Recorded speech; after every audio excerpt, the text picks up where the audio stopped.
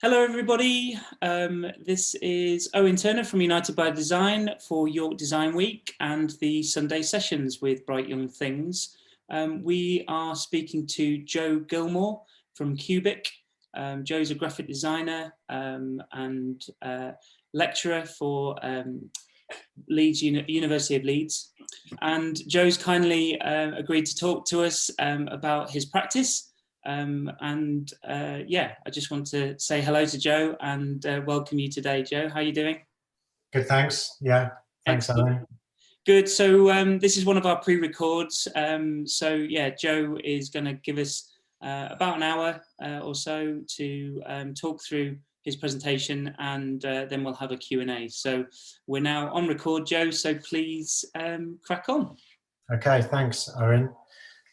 Yeah, so I'm going to talk a little bit about my design practice, but I'm going to focus on other work that I do kind of outside of my commercial design practice. So work that is informed by sort of more of an experimental artistic practice, if you like, that kind of crosses over with design. So I'll start off just showing, if this works, oh, there we go. Just a bit of my design work. So I work mainly in the cultural sector. So I design things like record covers, like this one for record label in Leeds. 12-inch record for a label in San Francisco. Website for an arts organisation that promotes music in Bristol. So this is just to give a bit of a flavour. A lot of gallery work, a lot of design for exhibitions, for artists. This is for the Tetley in Leeds. I love typography, I love printing, and I love books. And I guess most of this talk is going to be about the kind of other work I do with books. So I love papers. I like to kind of get involved with not just the design, but also sort of how things look and feel once you've got them in your hand. Art book for Talbot Auerbach, American artist. Yeah, so I did most of the work I do nowadays is art related. It's just the way it's kind of worked out over the years. I've always had an interest in art, and I've always practiced art in some sense.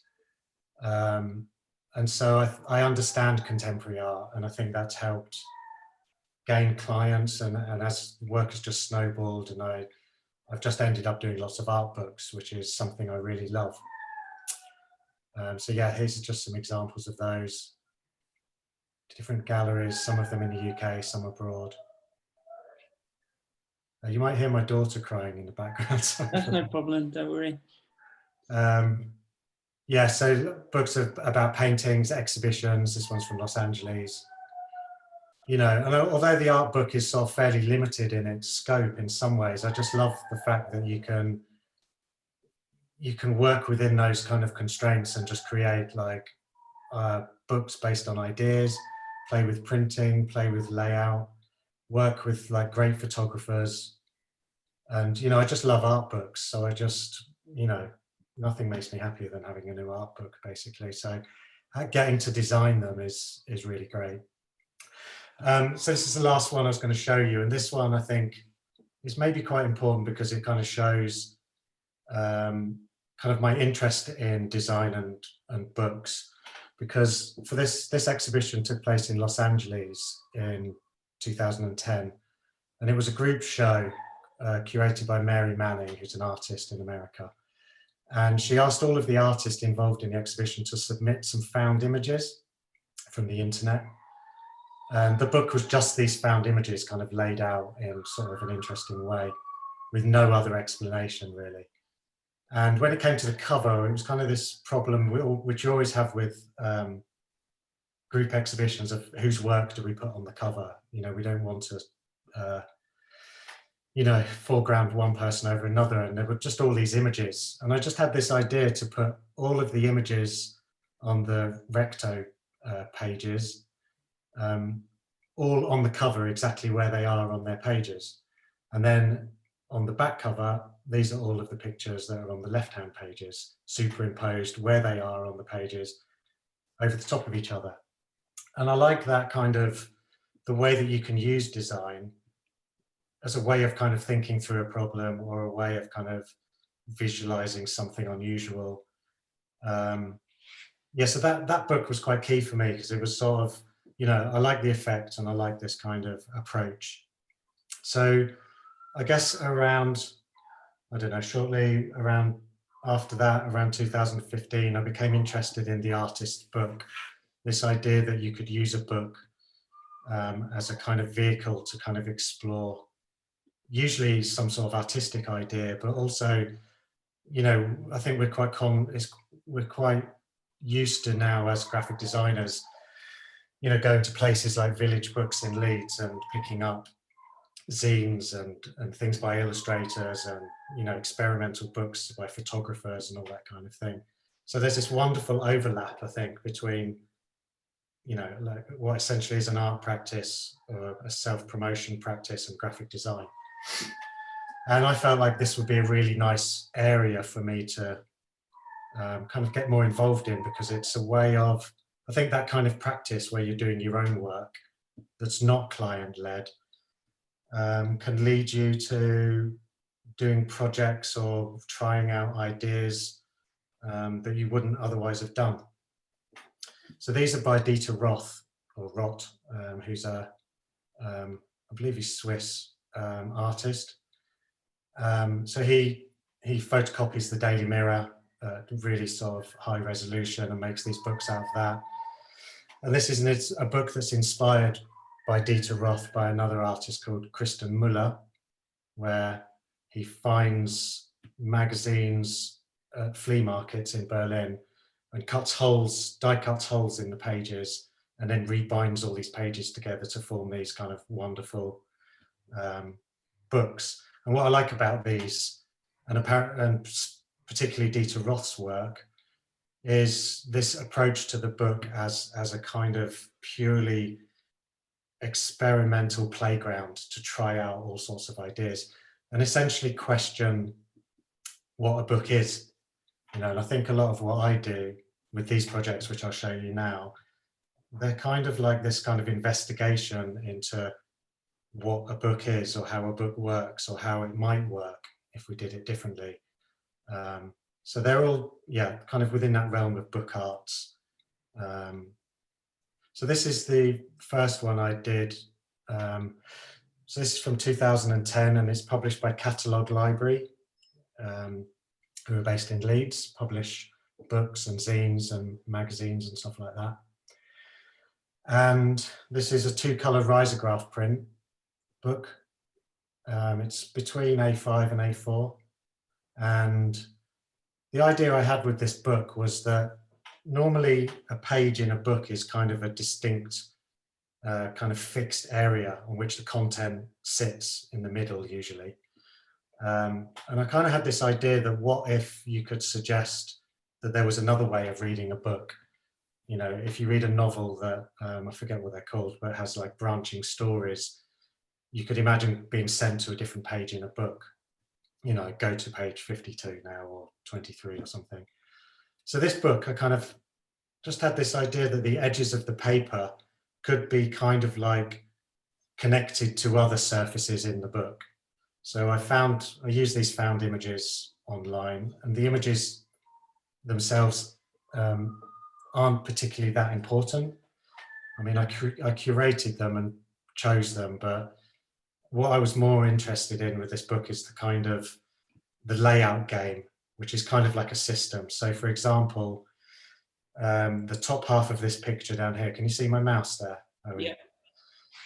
The top half of this book here is there, and the bottom half of the same image is up there. So there's a relationship between the bottom of this page and this one. And the other half of this image with these BAs is actually on the next spread on the other page. And the other half of this image, you can see, is on the previous spread there. Yeah. So you've got this kind of, I don't know, this kind of really sort of interesting, non-linear way of perhaps dealing with the book structure and the book content. And I felt like, I don't know, I feel like this was quite an interesting, kind of pointless idea, but it kind of I don't know, kind of interests me that you can think of a book as two layers. It's kind of physical structure, defined by the pages and how big they are and all that kind of stuff. And then also the content of the book, which can suggest kind of other ways of reading the book. So I feel like this, I don't know, kind of reflects back on graphic design and book design in a sort of, I think, quite an interesting way. And with this, Joe, were you thinking around the materials? You mentioned paper, and obviously, you know, it's important as part of the book design as a whole. Are you thinking about the paper as you're designing, or are you thinking about the paper and how it's going to come together in the physical form at the end? I mean, with this one, I can't remember. I think this is printed on a paper called Munken. I can't remember. I mean, it was largely what the risograph printer printed best on. And I think I discussed it with the catalogue guys. And I guess I chose the paper for the cover as well. I mean, I love Munken, and the paper for the cover is a Fedrigoni stock, and we screen printed this title on it. So yeah, I do think about the paper stocks. Maybe some books not always beforehand. Sometimes it's a little bit like part of the production process after. Yeah. And then a friend of mine in Amsterdam started a project around 2016, I think, called the Kippenberger Challenge. And the website is 7.45books.eu. And he kind of read somewhere that the artist, Martin Kippenberger, who produced loads of artist books, apparently somebody worked out that his average annual output was 7.45 books. You know, that's his annual average. And so he called this project 7.45 books. And it's really a challenge for creatives to try and equal that amount of books in a year. So the idea is you go onto the website, you sign up, and it records your date as your starting point, and you basically have a year to make 7.45 books. And so I decided to sign up for this because I kind of thought, well, that's a good way of having a deadline, and a commitment is a good way of making you do some stuff. So I thought this would be a good way of kind of making me produce some more books. So I signed up, and then I produced a whole range of other books throughout that year, and I equaled the challenge. I didn't want to fail. I had to there was no way I could fail. I had to do it. So this is another book where, I mean, it's similar to the first one. The first one called Void, the Fedrigoni stock for the cover again. This is another set of images, found images again, which I kind of printed. It's almost like I took the images, printed half on one page and half on another random page in pink, and then shuffled the images and overprinted half in red and half in red on another page. So it's almost like shuffling the images and splitting them in half throughout the book. So the other half of this pink image is elsewhere at the second half of the book. And I was quite interested again in this idea that, again, thinking of non-linear ways of reading or looking at books, but also the way that a book like this is just a set of folded sheets of paper, and that one page is actually connected to, page 2 is connected to page 18 physically, but is divorced from it and separated from it through the binding. So a lot of these images, the other half of this pink image, I think, is on page 18 or something like that. But it just creates these beautiful sort of layered compositions, these kind of almost chance encounters between pairs of images. The idea of shuffling a book or something like that. And I love these because I don't have to answer to anybody. I'm not making this for somebody, and I don't particularly need to justify it that much. I'm quite happy that they're sort of experimental and a bit fuzzy at the edges, perhaps, and the kind of experiments in a way, And then moving on, I'm really interested in James Joyce. I'm kind of a bit obsessed with the writings of James Joyce and his books, and particularly Finnegan's Wake, which is a book he wrote.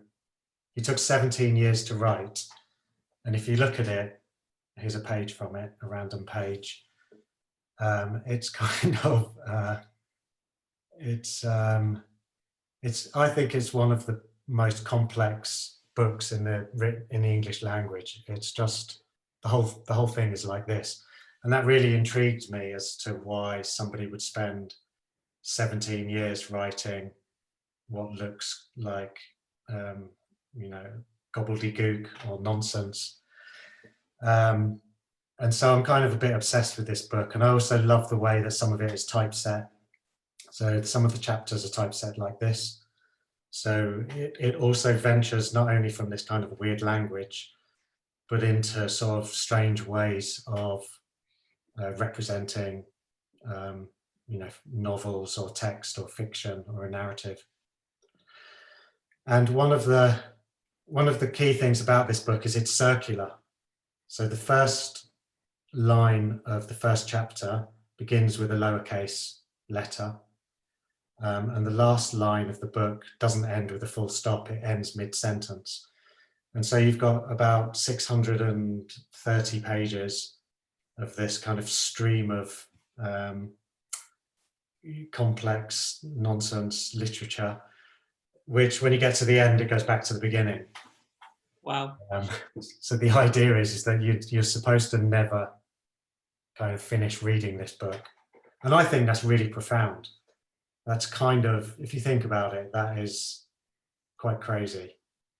And it brings up lots of ideas like, well, if novels are normally based on the idea of time, if you have a circular novel, what happens before and after becomes kind of meaningless, because actually, when you get back to the beginning, you're actually reading about events which have taken place after events which they were supposed to precede. So it's kind of quite maddening, this book. But it kind of interested me, that idea of a circular book. So I made another one of these kind of experiments in layout, where I kind of thought, if you had 30 images, again, just found images from the internet.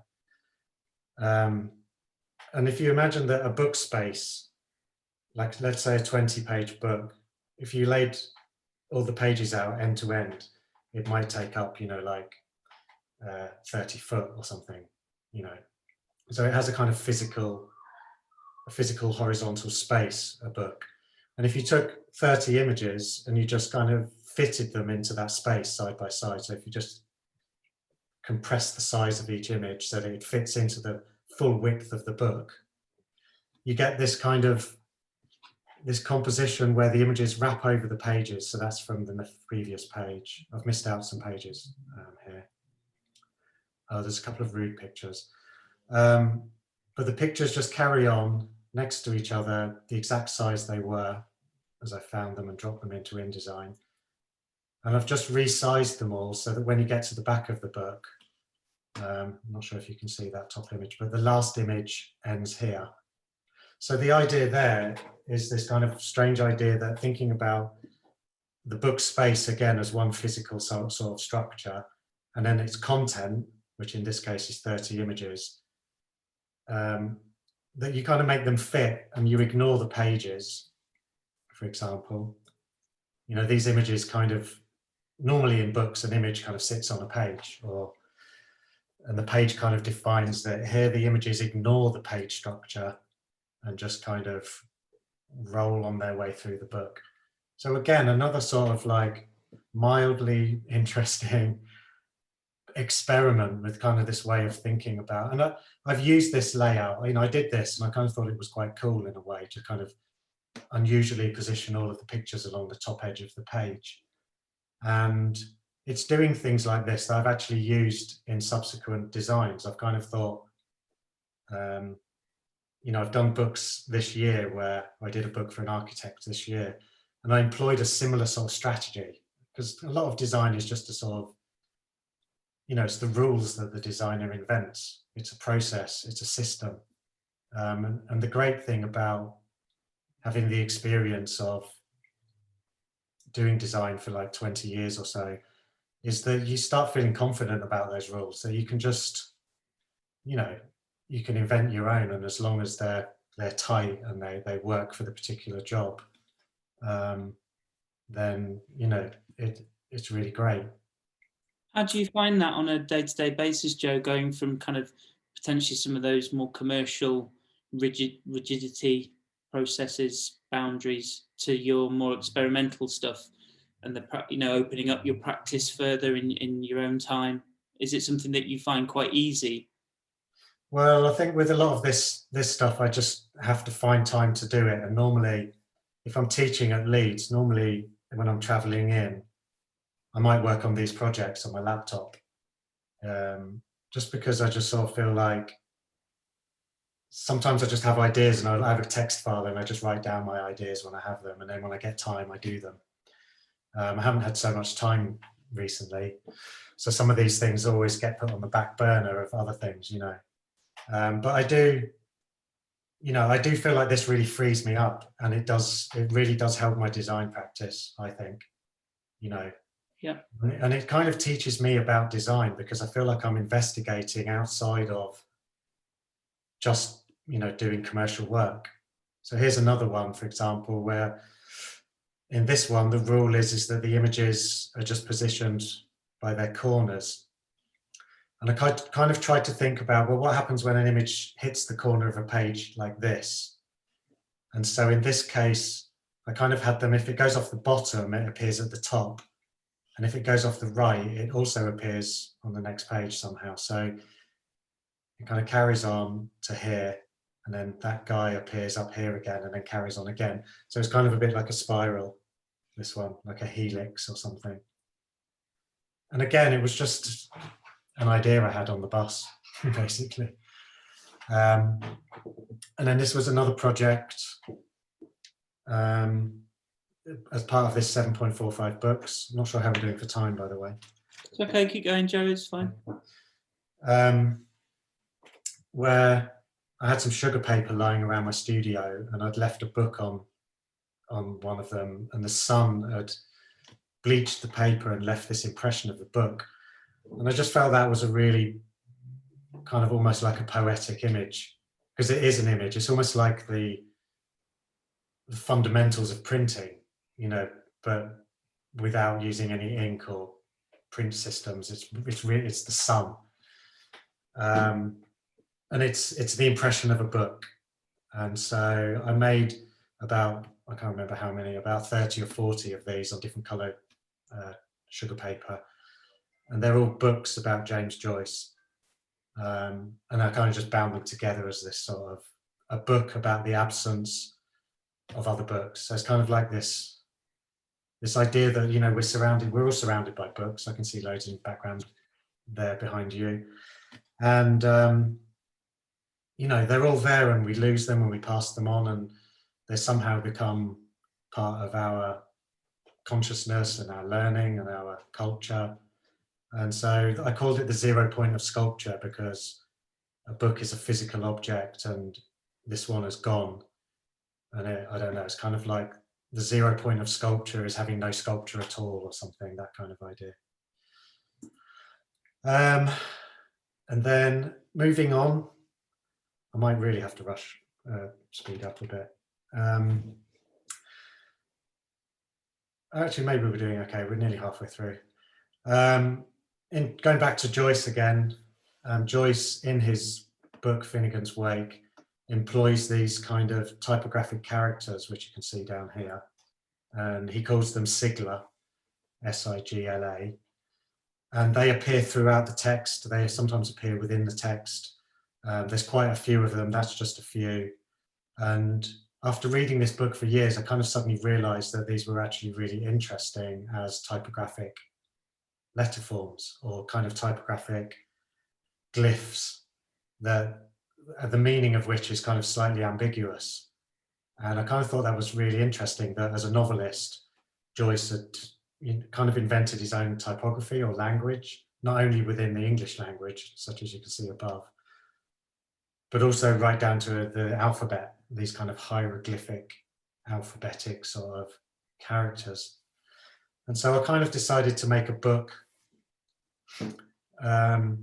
just kind of using those really, and just kind of, it's really, this is A3, so it's using an A2 risograph printer from in the Netherlands. And it's quite a big book, and it's just printed in 2 colors, and it just has these glyphs kind of arranged in these kind of combinations where it's almost like a catalog for a font. You know, you can kind of download these fonts or sample packs, or sometimes you get mailed them. So it was almost like this kind of celebration of this font, or these glyphs, or this typeface. But it was also sort of using the green and blue. I sort of sometimes overprinted them and placed them next to each other in these combinations where I was trying to make sort of graphical sense of them. So I made that book, and then on the back of that, it sold out. It's only a short run, but Village Books and Catalogue Library asked me to do another one, I think for an exhibition in Village or something. And so I decided to make another one, 2-color again, but this time include quotes from Finnegan's Wake, which relate to these shapes and kind of help sort of make sense of them a little bit. So this one says, concoct an equo-angular triliter. Kind of, in other words, concoct an equilateral triangle. So Joyce plays around with meaning and language in this way. So here he calls it an equiliteral triangle. So it's kind of it's kind of going back to Euclid and this Euclid's problems of geometry about creating triangles and stuff like that. And here he sort of says it pubably resembles a pelvic of some kind. So he starts to turn them into pictures, or a cone, or sort of graphic shapes.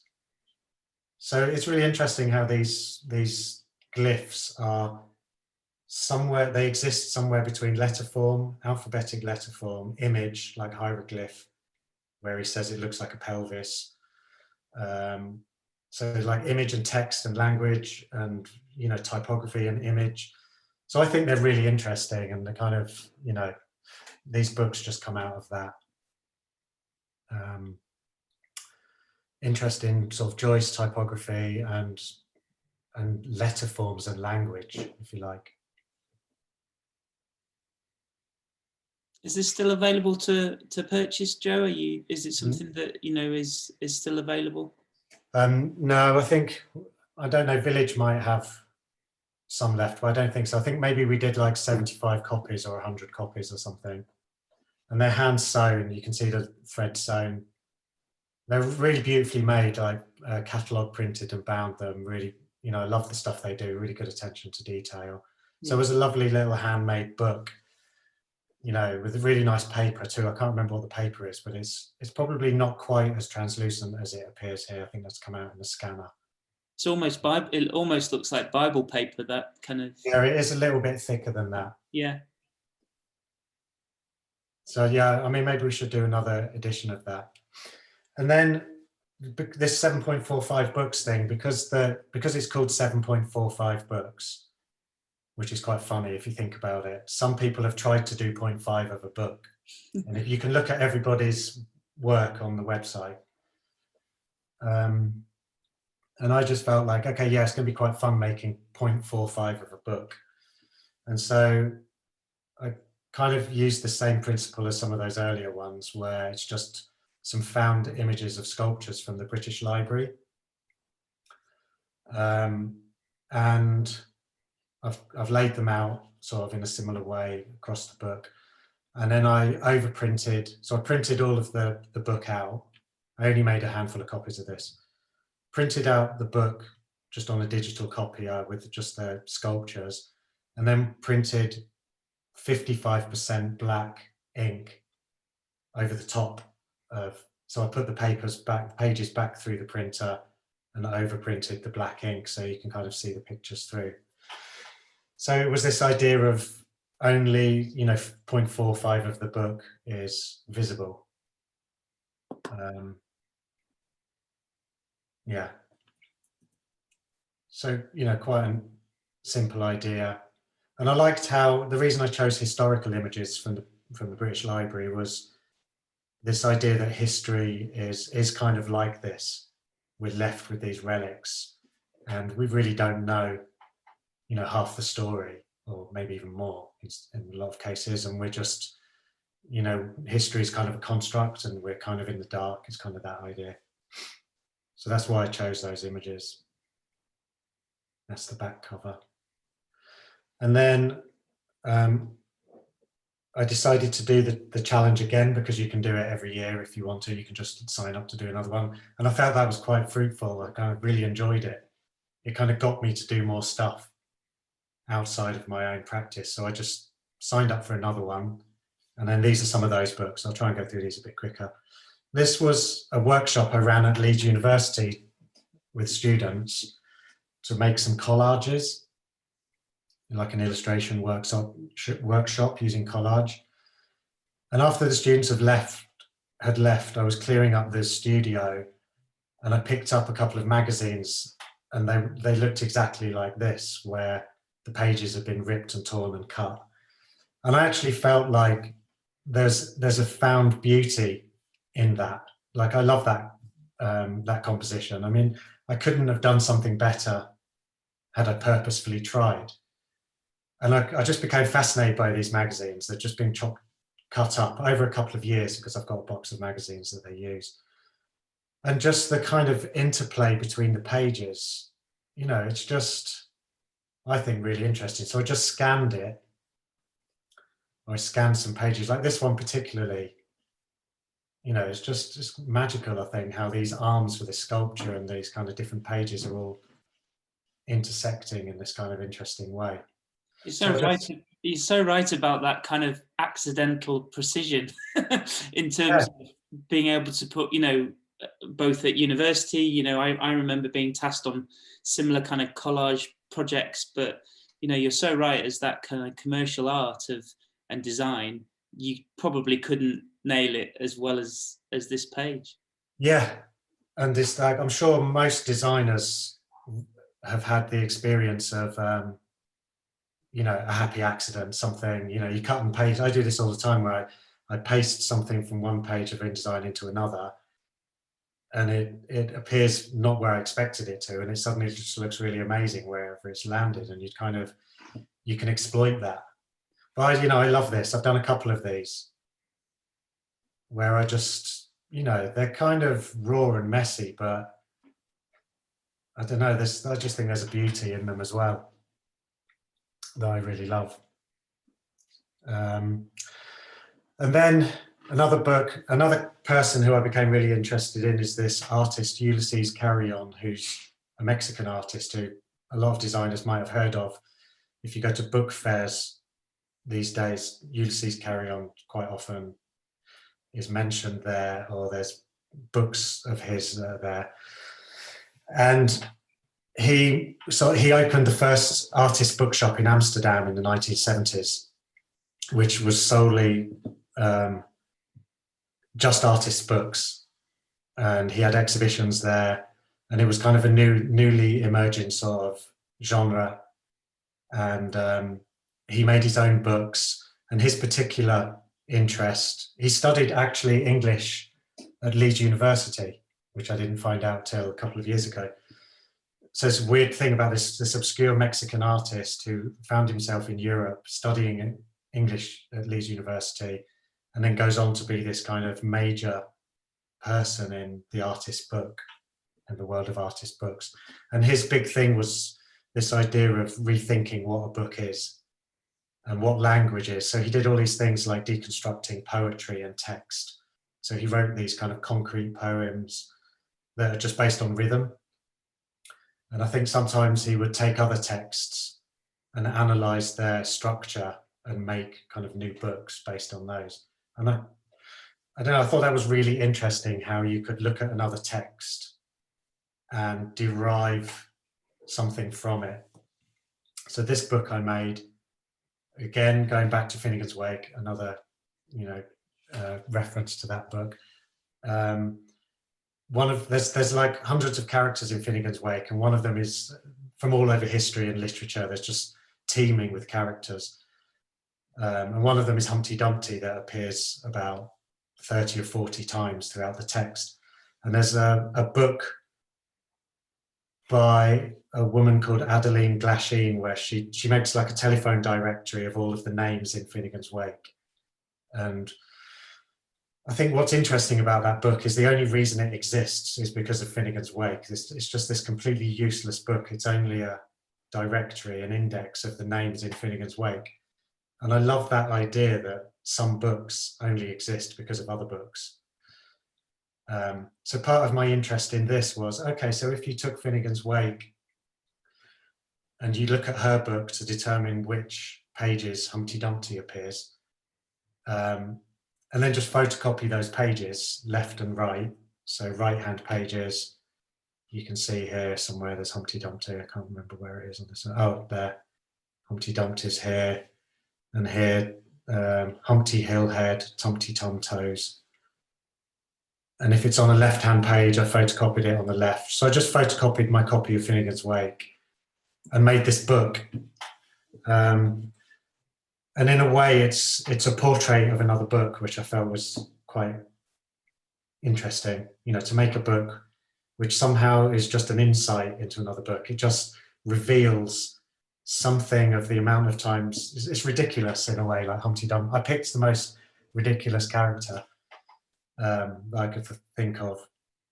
But it shows something about the structure of that massive book of literature, because I've indicated how many left-hand pages or how often it appears or the frequency of its appearance. So it's kind of like a structural study of a piece of literature or something like that. And then I think we're quite near the end. The last couple of projects, I think. So I wrote a book arts module at Leeds University for my students, for them to do projects like this, for graphic designers, well, and people from art and design as well. And this project was I was putting together the module and I was photocopying lots of interesting stuff about book arts and artists' books for my kind of research. And I having free access to a photocopier. And I love photocopies. I love this kind of aesthetic, of the grays and the mistakes and all of that kind of stuff. I think it's wonderful. And I just kind of realized that you could, with these photocopies I was making, that you could just put them back through the printer and start building up these kind of overprinted sort of, I don't know, images or collections of data or collections of research. And I just love how all of this knowledge around one subject can all start to collide in this completely free way. So I hardly even planned these. I just had access to this photocopier. And quite often I would just print things and enlarge them and keep them in a box in my studio. And then sometimes I'll go back to the photocopier, put them back in the tray and photocopy new stuff over the top. And it just became this kind of, really free playing sort of process of layering, printing, exploring overprinting, just seeing what happened. And like I say, most of them are just not planned at all. They're accidents, or just, I was really not very precious about them. And then I've bound some of them together into these kind of booklets, which are kind of a series of books. So this is just one of them. So this is Dieter Roth performances in the middle.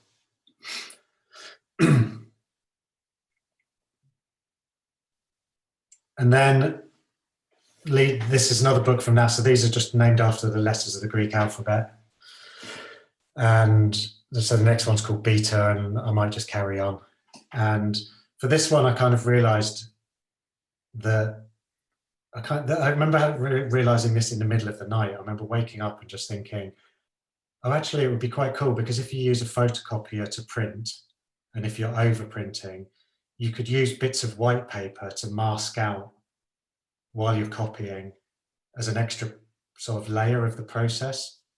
So I went back to one of those found magazines from my workshops, and I just cut out some sort of bits of white paper, and I used the photocopier to kind of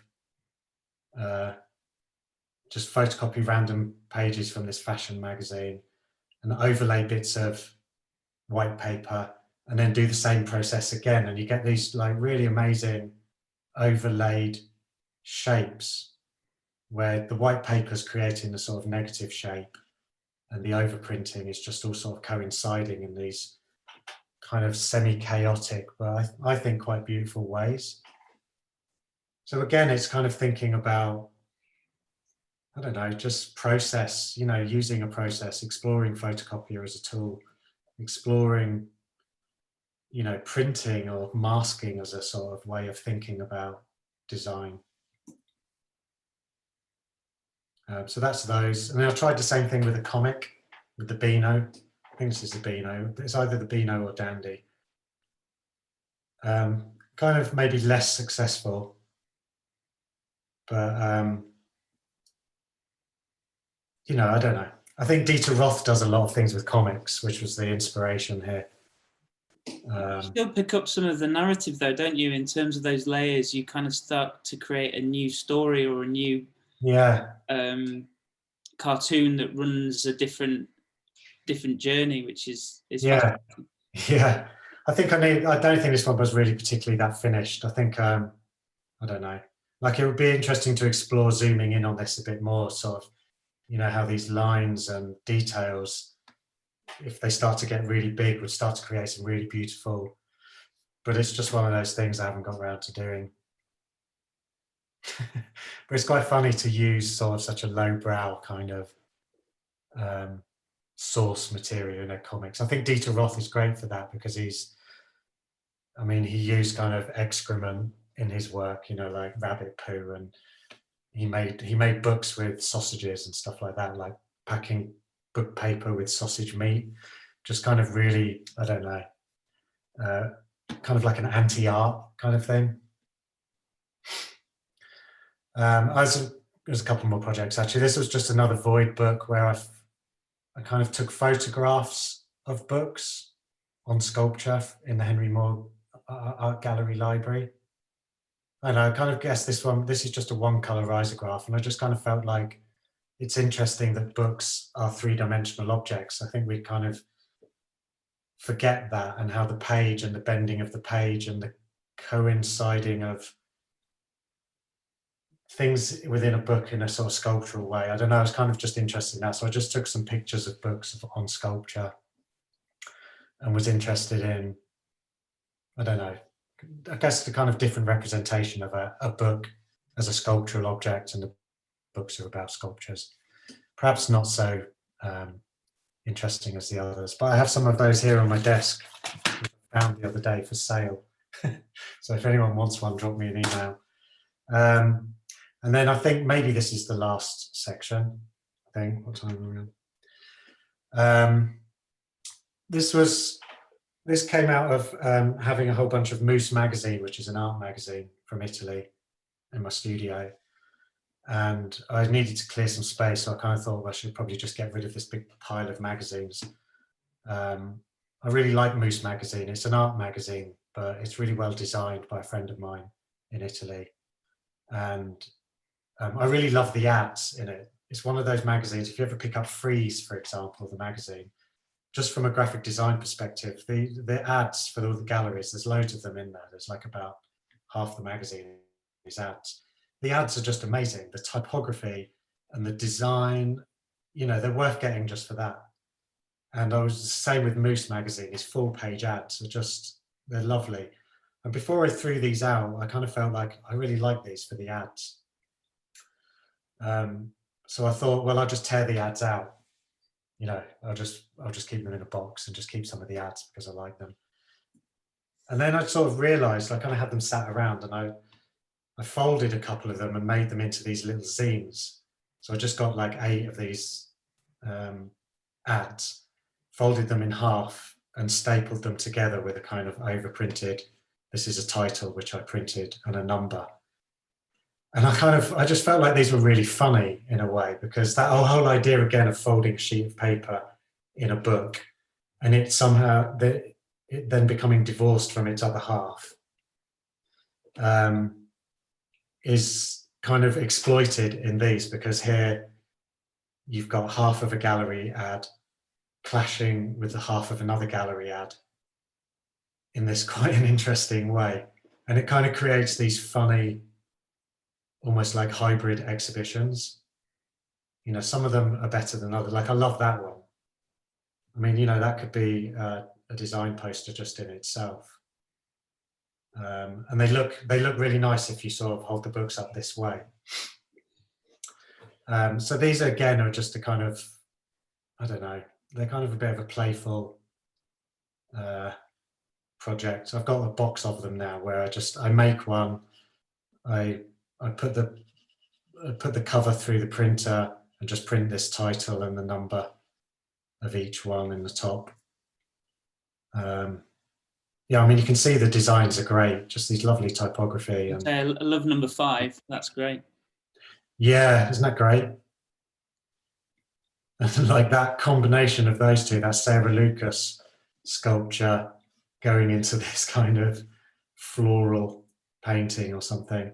And again, that, you know, this ladder leading into this type. And that as well, this kind of rainbow. So, you know, I like the kind of fortuitous chance encounter, if you like. The kind of, I don't know, the ridiculousness of it in a way.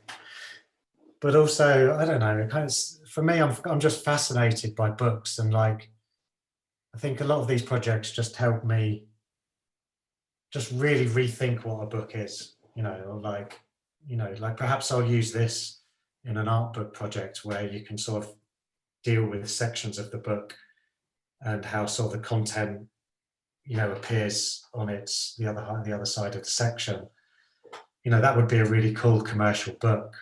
I mean, some people would hate it, but oh yeah, this is the last one. So this was just, I guess this is a work in progress where I kind of, with a lot of the similar ideas from before, I love finding images, and I keep a blog called Void, which is the same title as those other books, and all of the images are just from there. It's kind of like a Tumblr, and I use it for kind of visual research, I guess, into art and design. So if you go to my website, it's not really linked anywhere, you go /ZR. And so I always use the images from that, which is probably a bit naughty, but I mean, they're not really big commercial projects, they're just, you know, small art editions or something. So I've been making these kind of small zines. There's kind of about A4-ish kind of size, a bit smaller. And I take a bunch of found images and lay them out and design a sort of 16-page zine just with the images. And then I design another one, and I've designed about 8 or 9 of these. And then I overprint them. So I take book 1 and print it over book 2, or take book 3 and overprint it over book 1, or print book 4 upside down over book 1. And it just becomes this endless game where, with the same content and the same images, which are playing all sorts of various games in terms of appearing off the page and on other pages and all that kind of stuff, which we've seen before, it just becomes this kind of, again, this layered chance encounter of ways that we might read images together, you know, so this coincidence of like arms and hands and sculptures and graphic forms and forms within the pictures. You know, I just love the way that things start to kind of make their own kind of sense in a way or something. And they're also, I mean, I don't know, I think they're quite beautiful. And then that's led me on to, I haven't finished this project yet, but it led me into starting to fold the pages. So these these pages have just been folded at kind of 45 degrees. And then the front page over here, you can see it's been folded there, and this page has been folded over. And again, that starts to create another layer of kind of juxtaposition, where this image is supposed to actually be vertical, but it's been folded up and is now coinciding with these images. Again, you know, I think as a sketch, this is kind of fairly maddening and unusual and weird, but I'd love to do this in a book. You know, I'd love to have the opportunity to start thinking about folding pages and start thinking about how the content of one page, when it's folded, affects the content of another page. That could be really interesting, I think. So yeah, I think that's the last slide. I don't know, I mean, hopefully, I guess the whole gist of that talk is really, you know, about how that practice is kind of used as a way of investigating design and a way of experimenting, investigating design as a practitioner, as a practice, as a process, and hopefully sort of, I don't know, revealing some of those rules, some of those systems that we all love as designers, that you know, a book is a system of rules, a book is a kind of system of decisions. And I love that. I love kind of trying to get under the hood of that and trying to kind of work out what that's all about or what you can do with it. You know, like a system,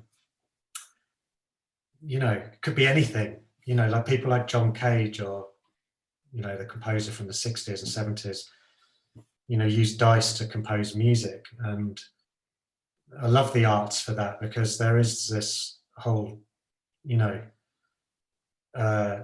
focus on process, you know, how something is made is often quite important. And I think that, I don't know, I think maybe I'm trying to do something like that, I'm not sure. So yeah. Joe, yeah, I mean, I could listen to you for a lot longer. It's been really wonderful to get a glimpse of some of the work that you've been doing, obviously historically, but also, you know, continuing that practice still. It's wonderful to see that both how your work commercially informs your, I suppose, other projects, and how your projects that you're doing in your spare time inform obviously your commercial work. So I think it just goes to show that it's an evolving process, and, you know, truly enjoyable. Some of the things that you've shown have really got me excited, and, you know, I'd love to be able to see some of these actually. So I'm definitely going to be checking out more. As Joe's just put up there on screen, I definitely recommend going and having a look at Joe's work. There's some incredible projects on his website. But Joe, I really, would like to say thank you for giving us all a treat into your work. Thanks for inviting me. It's a pleasure.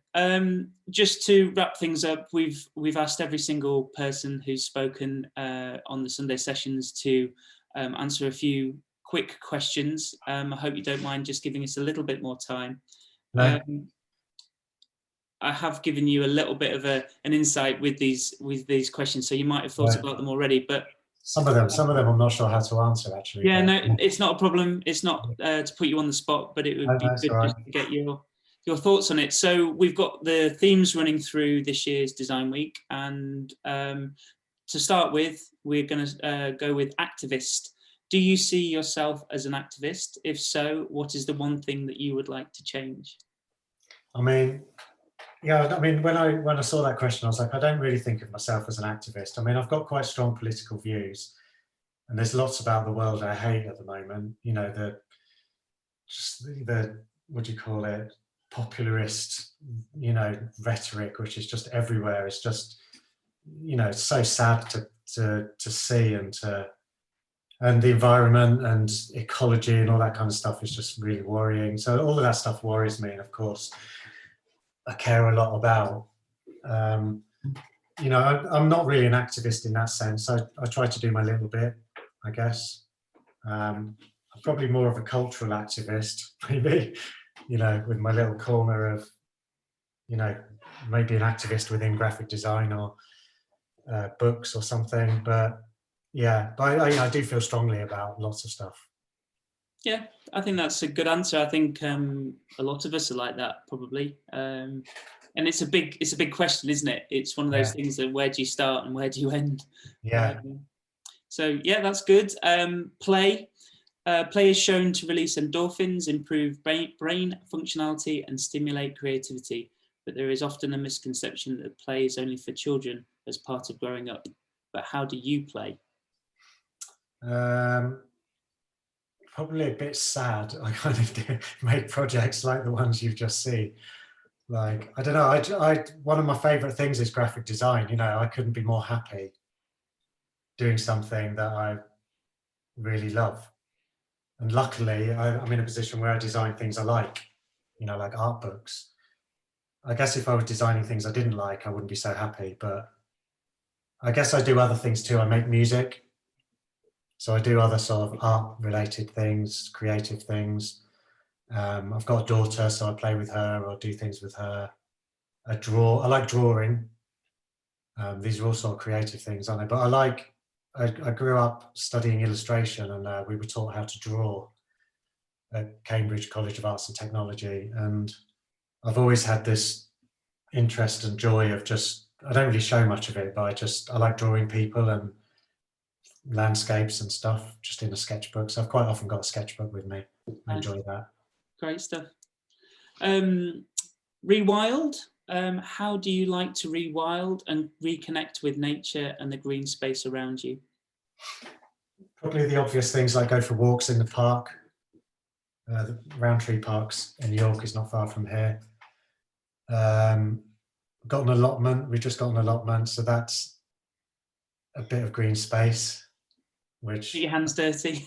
Yeah, we'll probably fail miserably at that, you know.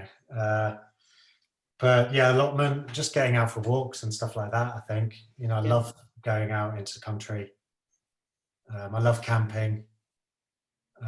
It's so good if you go camping for an extended period of time, you know, like 3 or 4 days, and you just start to really merge with the landscape a bit and sort of slow down and sort of find a different rhythm. I love that. Yeah, absolutely. You almost have, well, you're forced to do that, aren't you, with camping? You have to slow down. Yeah. No, good answer. Space. We don't see space as a physical place. People make spaces.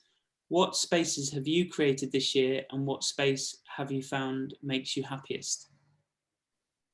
That was a hard one because, like, I think since, you know, COVID, space, I mean, physical space is,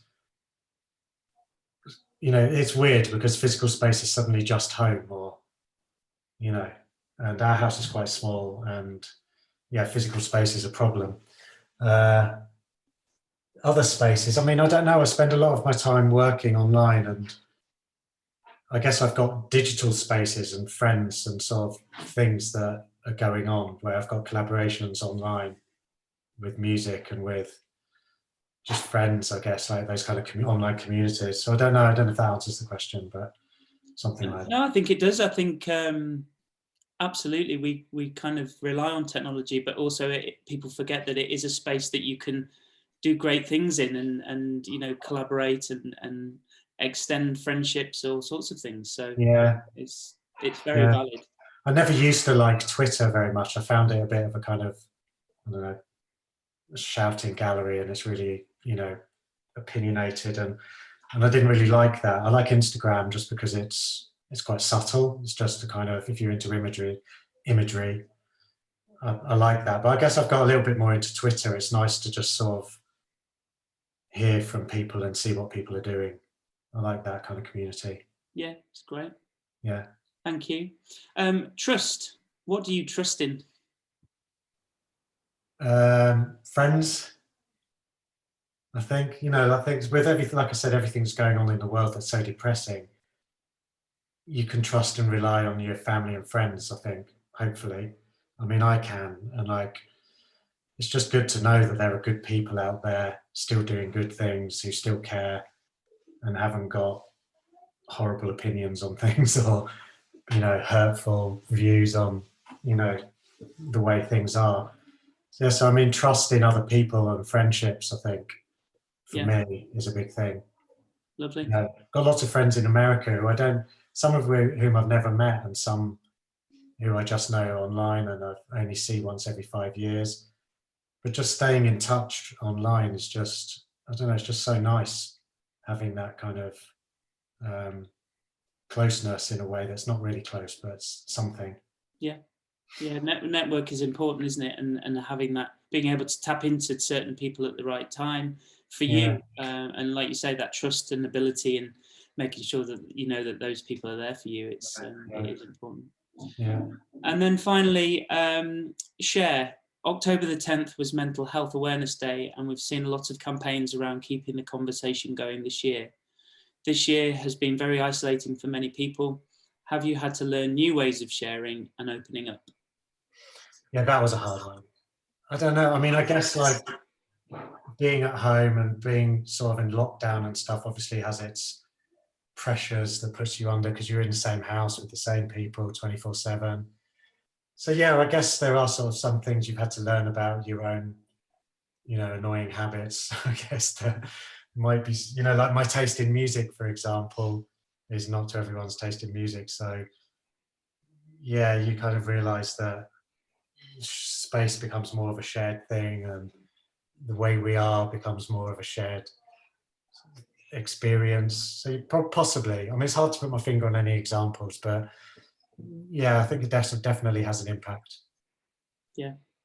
Well, I must say, Joe, it's been great that you've been sharing your time with us today. Thank you so much. It's been really great to understand a little bit more about you and your practice and your work. It's inspired me, and I'm definitely going to be checking out the 7.45 books. You've inspired me there. And do it. Sign up. Yeah, well, we'll try and fit it in next year. Yeah. And yeah, thank you very much. We hope to catch up with you again very soon. Cool. Thanks a lot. Thank you.